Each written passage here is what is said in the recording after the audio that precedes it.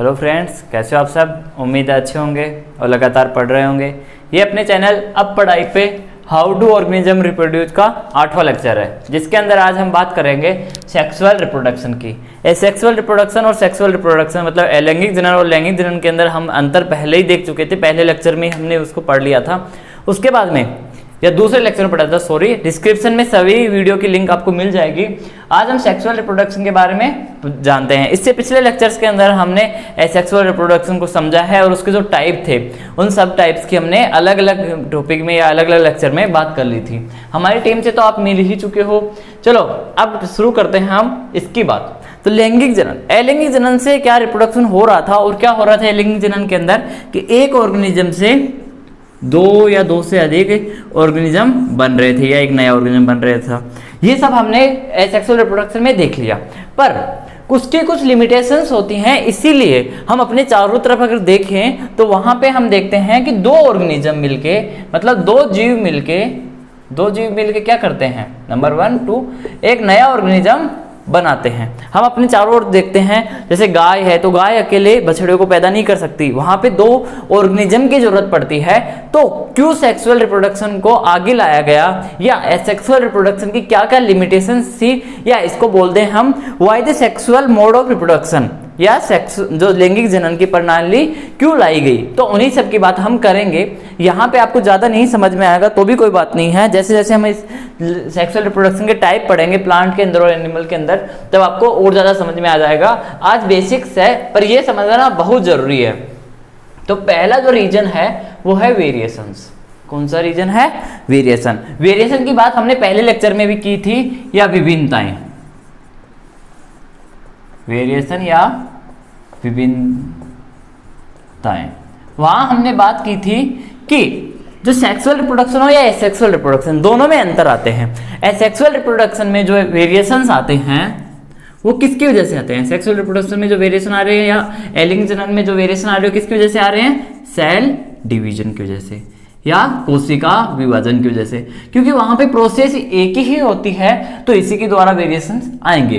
पर अगर sexual reproduction की लैंगिक जनन की बात करें तो वहां पे वेरिएशंस हमारे सेल डिवीजन में भी आ सकते हैं, इसके अलावा रिकॉम्बिनेशन के टाइम आ सकते हैं, या हमारे क्रॉसिंग ओवर के टाइम आ सकते हैं। इन सबको अभी आप समझ में नहीं आ रहा होगा। ये वर्ड्स आप जब अगला लेक्चर पढ़ोगे तब रिकॉम्बिनेशन, क्रॉसिंग ओवर, ये वर्ड्स आपको अगले लेक्चर में नहीं, अगले टॉपिक के अंदर जिसमें हेरिडिटी की बात करेंगे, मेंडल के नियम की, वहां आपको ये वर्ड्स समझ में आ जाएंगे। अभी सिर्फ आप वर्ड्स का नाम सुन लो। अब यहाँ पे जो वेरिएशंस आ रहे हैं, सेक्सुअल रिप्रोडक्शन की बात हमने कर ली थी। सेक्सुअल रिप्रोडक्शन में जो वेरिएशंस आ रहे हैं वो क्या होते हैं कि दो पेरेंट्स से आए हैं, क्योंकि सेक्सुअल रिप्रोडक्शन का मतलब ही क्या था कि एक मदर पेरेंट है, एक फादर पेरेंट है, वो दोनों मिलके क्या बना रहे थे? एक चाइल्ड बना रहे थे या एक नया न्यू ऑर्गेनिज्म, नया जीव बना रहे थे। तो यहाँ पे जो वेरिएशंस आए वो कहाँ से आए? जो माँ में वेरिएशंस आए थे वो भी इसमें अंदर सम्मिलित हो रहे हैं। जो फीमेल जो फादर के अंदर आ रहे थे वो भी क्या हो रहे थे? इसमें सम्मिलित हो रहे थे। और इनमें वेरिएशंस कहाँ से आ रहे थे? इनमें वेरिएशंस इनके पेरेंट से आ रहे थे। तो यहाँ पे क्या हो रहे हैं कि जब हम पीढ़ी दर पीढ़ी आगे जा रहे हैं तो वेरिएशंस इकट्ठे होते जा रहे हैं। और वेरिएशंस आने का फायदा क्या होता है कि न्यू, अगर मान लो एनवायरनमेंट चेंज हो गया, वैसे भी आप देख रहे हो कि जैसे धीरे धीरे हर टाइम एनवायरनमेंट चेंज हो रहा है। आपके मम्मी पापा आपको बताते होंगे कि हमारे टाइम पे इतनी बारिश होती थी या इतनी धूप पड़ती थी, ये इतनी सर्दी, पहले सर्दी कम पड़ती थी, वो सब आपको बताते होंगे। तो मतलब हमारा जो एनवायरनमेंट है, जो हमारा वातावरण है वो क्या हो रहा है? लगातार चेंज हो रहा है, लगातार चेंज हो रहा है। तो इस चेंज होते हुए एनवायरनमेंट के अंदर हमारी बॉडी के अंदर भी कुछ चेंज करने पड़ेंगे। और वो चेंज ही कौन से हैं? ये वेरिएशंस हैं। ये जो वेरिएशंस हैं वही चेंज हैं जो हमें आज इस एनवायरनमेंट में जिंदा रख रहे हैं। आज के 20 साल बाद का एनवायरनमेंट चेंज हो जाएगा तो उसके लिए भी क्या है कि धीरे धीरे ये वेरिएशंस आते रहते हैं और वो हमें इस जैसा भी एनवायरनमेंट है उसमें हेल्प करते हैं जीने के लिए।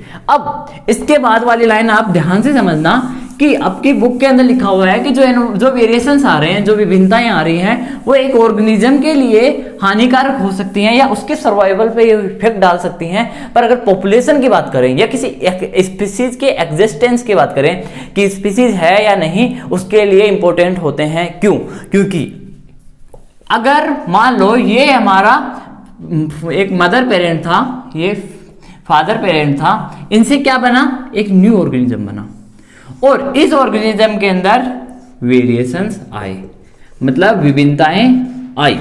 पर क्या है कि इसमें जो वेरिएशंस आए वो वेरिएशन बैड थे, गुड वाले नहीं थे, बैड वाले थे, खराब थे। कि वो इतने ज्यादा वेरिएशंस आ गए कि जो एनवायरनमेंट अभी प्रेजेंट है, जो एनवायरनमेंट अभी 2020 के अंदर प्रेजेंट है, उसके अंदर भी इसको जीवित नहीं रहने देंगे। तो ये तो क्या हो जाएगा? मर जाएगा। तो ये वेरिएशंस आगे नहीं बढ़ेंगे। पर कुछ वेरिएशंस ये दूसरे पेरेंट थे, मदर फादर, इनसे जो बच्चा आया या इनका जो चाइल्ड आया, उसके अंदर जो वेरिएशन थे वो गुड वाले वेरिएशन थे। मतलब वो इस एनवायरनमेंट के अंदर भी रह सकता है और आगे जो एनवायरनमेंट चेंज होगा उसके अंदर भी रह सकता है। तो अब इसकी संतति तो आगे आएगी, इसकी संतति तो आगे आएगी, तो वो क्या रहेगा? वो भी गुड रहेगा। तो अगर इस एक इंडिविजुअल की बात करूं तो ये तो यहां नष्ट हो गया, इसके लिए वेरिएशंस खराब थे, बैड वाले थे, तो इसके एग्जिस्टेंस नहीं कर पाया। पर अगर मैं इस स्पीसीज की बात करूं, मान लो ये पूरा एक कम्युनिटी थी जिसके अंदर दो अलग अलग प्रकार की फैमिली रह रही थी, पर इस फैमिली का जो ये बच्चा है वो मर गया, तो इस इंडिविजुअल के लिए तो ये नुकसानदायक था। पर हम अगर पूरी कम्युनिटी की बात करें तो अभी भी ये स्पीसीज बची हुई है। किसकी वजह से?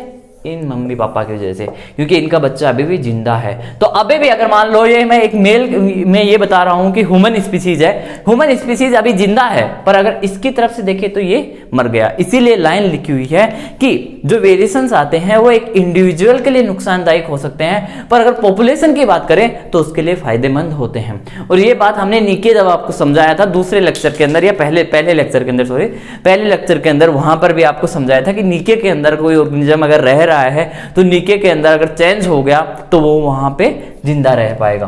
अब आगे की जो क्वेश्चन वहां पे जो लिखा हुआ है आपकी बुक के अंदर, वहां लिखा हुआ है कि जो हमारी बॉडी है उसके अंदर कितने क्रोमोसोम होते हैं? हमारी बॉडी में कितने क्रोमोसोम होते हैं?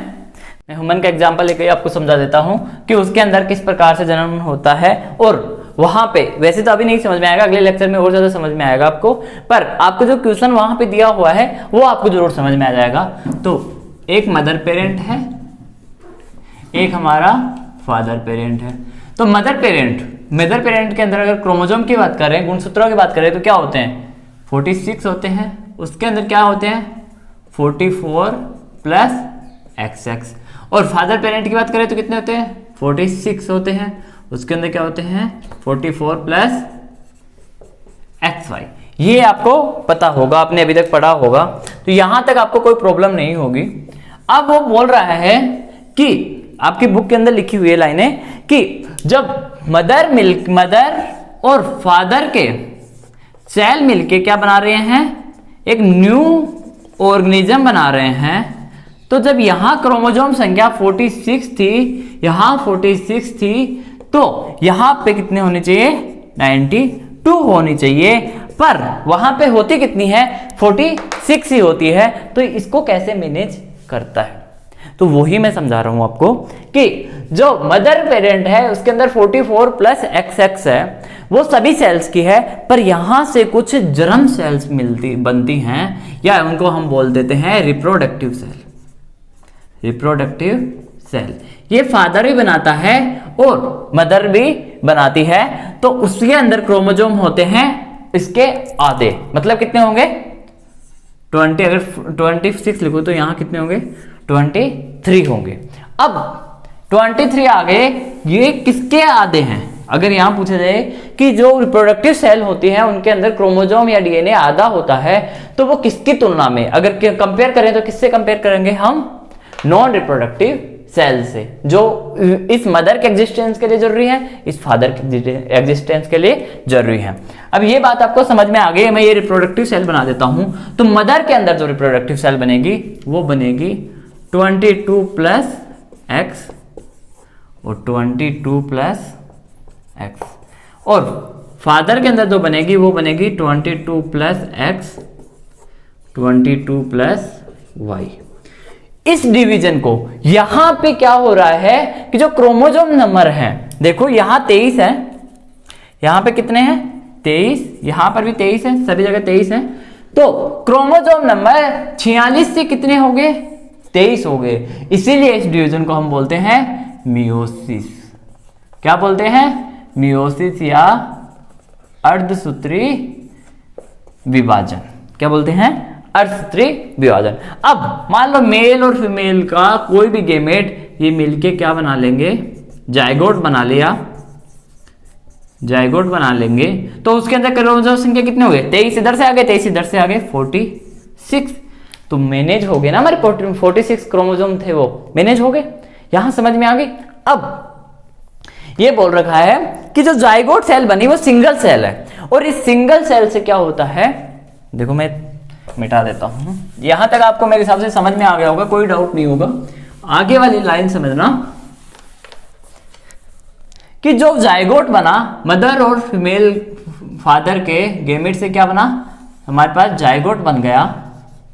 ये जाइगोट क्या करेगा, इसके अंदर डिफरेंशिएशन होता है और सेल डिवीजन होता है। सेल डिवीजन होकर बहुत सारी कोशिकाएं बनाएगा, और वो बहुत सारी कोशिकाएं डिफरेंशिएशन की प्रोसेस में, परिवर्धन की प्रोसेस में जाके क्या कर लेंगी, न्यू सेल टाइप बना लेगी, या डिफरेंट सेल टाइप बना लेंगी, सेल टाइप। और अलग अलग सेल टाइप क्या करती हैं, अलग अलग टिश्यू बनाती हैं, डिफर टिश्यू, अलग अलग टिश्यू बनाएंगे, अलग अलग टिश्यू मिलकर अलग अलग ऑर्गन बना लेंगे। क्योंकि हमारे बॉडी के अंदर मल्टी सेलुलर ऑर्गेनिज्म के अंदर क्या होते हैं, ऑर्गन अलग अलग होते हैं, उनका अलग अलग फंक्शन होता है, हर का एक स्पेसिफिक फंक्शन होता है।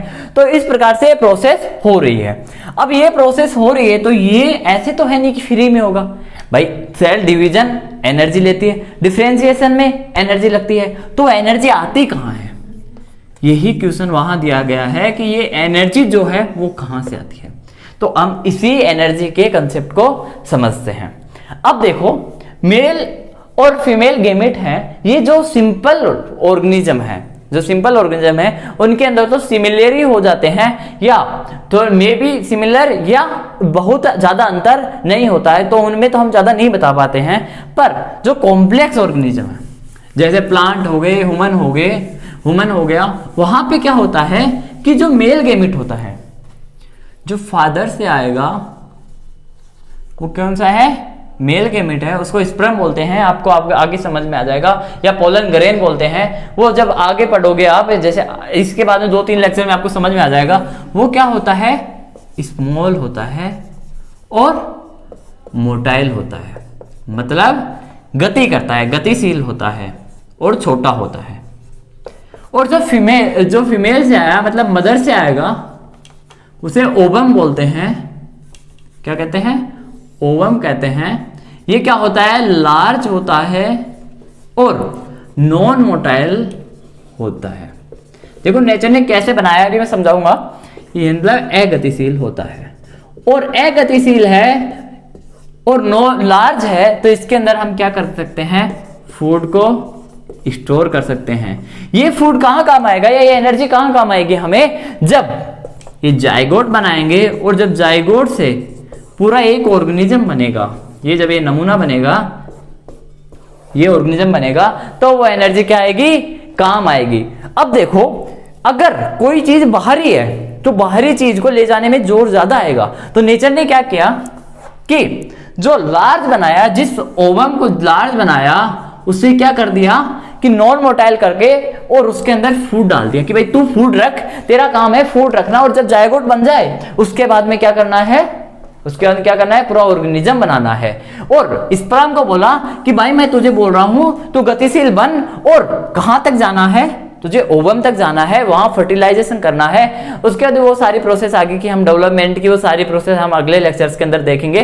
पर अभी ये समझ में आया कि हमारा जो फादर है, जहां से स्पर्म आया, वो छोटा होता है और मोटाइल होता है, गति करके ओवम तक पहुंचता है, वहां फर्टिलाइजेशन करता है, और ओवम के अंदर फूड रिजर्व होता है, मतलब वहां फूड प्रेजेंट होता है, वो हमें एनर्जी देता है, और एनर्जी देकर जाइगोट को क्या करवाता है, पूरे ऑर्गेनिज्म का निर्माण करवाता है। तो यहाँ तक आपको कोई प्रॉब्लम हो तो आप कमेंट सेक्शन में कमेंट करके बता देना। अगले टॉपिक के अंदर हम शुरू करेंगे फ्लावरिंग प्लांट के अंदर किस प्रकार से रिप्रोडक्शन होते हैं। पहले हम प्लांट में देखेंगे, उसके बाद में एनिमल में देखेंगे। तब तक के लिए जय हिंद, जय भारत।